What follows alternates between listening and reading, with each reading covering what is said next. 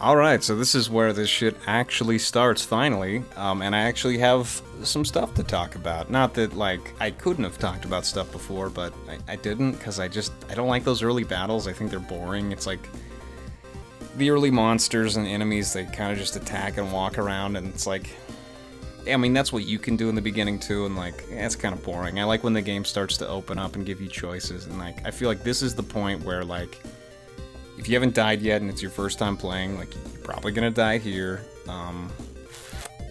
and you're gonna have to think about your strategy and stuff, and, like, I don't know, I like that. I enjoy that aspect. This fight has a dynamic to it. So, you have these wizards, and you have these archers, and they're a problem at a range. The wizards do a lot of damage, the archers pick away at you, and if you stay on the floor down here where we're at, these knights, or this one knight, rather, like, just chews your ass up, because he's got a ton of health, he does good damage, and a lot of times, or sometimes, I've seen him with item, which is upsetting, which means he can heal himself indefinitely as long as he's standing.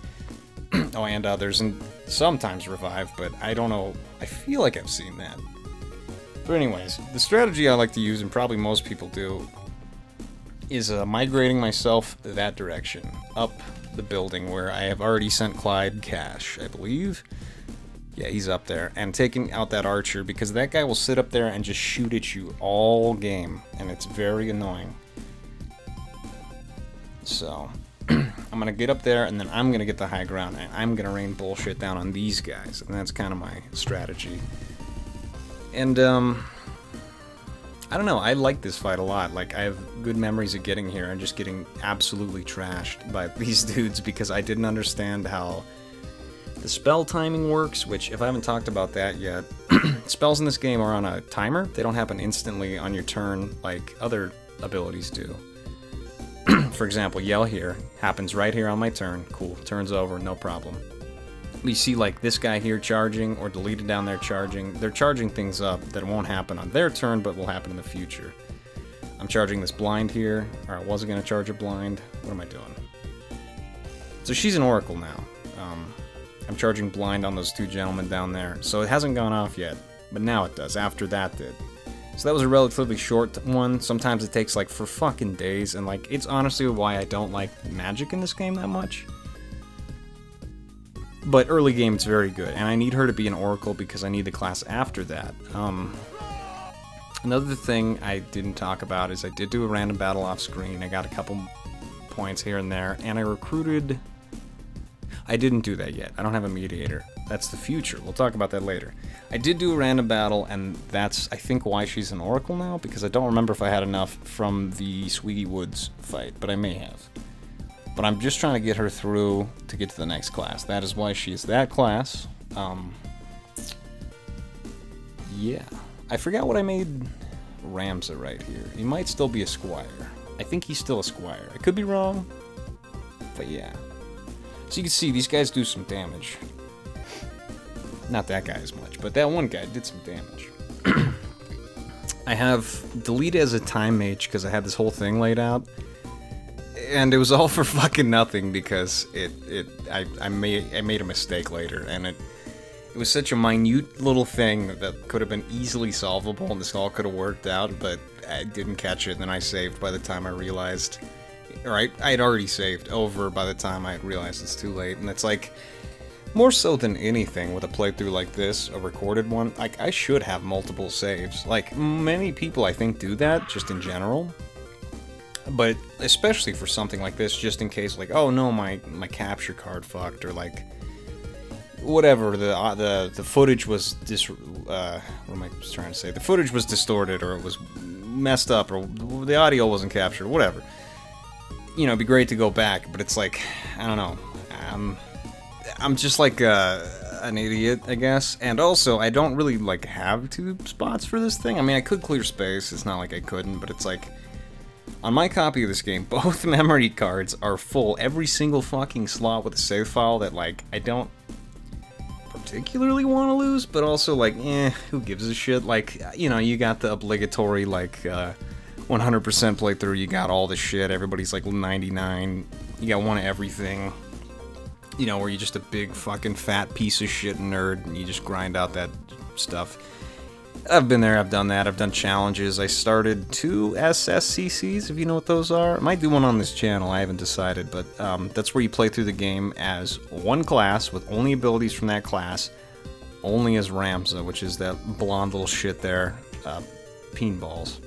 But that's like an exercise in tedium and frustration, I feel. I mean, on the Archer one, I got, like, nearish the end of Chapter 2, and that was a real slog. I mean, it was really, like, rewarding once you did that shit, you know, once you beat a level like that, but, like, ugh, goddamn. Anyways, that's completely tangential to this. Whether that happens, you know, I mean, who knows? But anyways, back to this.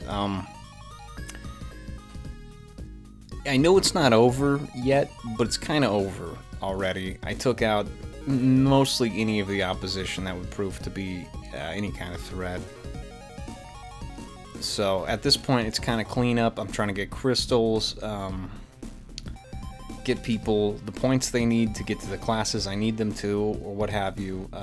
Clyde and Santos are going to be sticking in these classes for a while because I need Clyde to be able to steal things from the thief tree, and once he gets all those skills, he won't have to be a thief anymore, but I'm gonna want that because there's some shit I'm gonna want to steal. And I need Santos as a knight because I'd like him to have break skill, which is the knight skill, which lets you break human players' equipment. When I say human, I mean like humanoid enemies as opposed to like monsters. And it lets you break stats of anything, which is way more what I'm interested in, which you'll be seeing a little bit at the end of this video. I'll break this guy's speed to kind of cripple him so I could fuck around, and like, that statement right there is going to be the crux of a lot of shit in this playthrough. It'll be abuse of powers, stat manipulation through in-game shit like the Knight's Break skill, and that'll all be utilized to hopefully show off some wonky shit, get some stuff, some cool items, get some interesting monsters in our party, exploit some bosses, just kind of just open this thing up and show some shit. I feel like I'm gonna show things that most Let's Players of this game don't. I feel like, not that I'm a Let's Player, I'm just some fucking asshole, but speaking of some fucking asshole, there's 3 archers in this fight. One of them doesn't have a bow. I already killed him, but like, he never comes with a bow, and so it's like, doesn't that make him not an archer? I mean, right? Like, by being an archer, like, he's defined by the weapon he holds. That's what makes him an archer, and so without one, he's just an asshole, just like me. You know, you wouldn't call a pikeman if you didn't have a fucking pike. He's just a man. So I don't know, but anyways, I'm kind of running the clock down here, as it were, trying to button up the last few britches here. I don't know what possessed me to do this. I'm sure I was in the wrong state of mind. Who fucking knows? I'm sending Clyde on a mission to acquire an item with Move Find Item, which I believe I talked about last part. I think I did. I did. Maybe. I'm gonna send him over there to get something, and like, I don't know. It's not worth it. I'm just gonna start out with that. It's definitely not worth it. But I did it anyway, and I spent a long time doing it.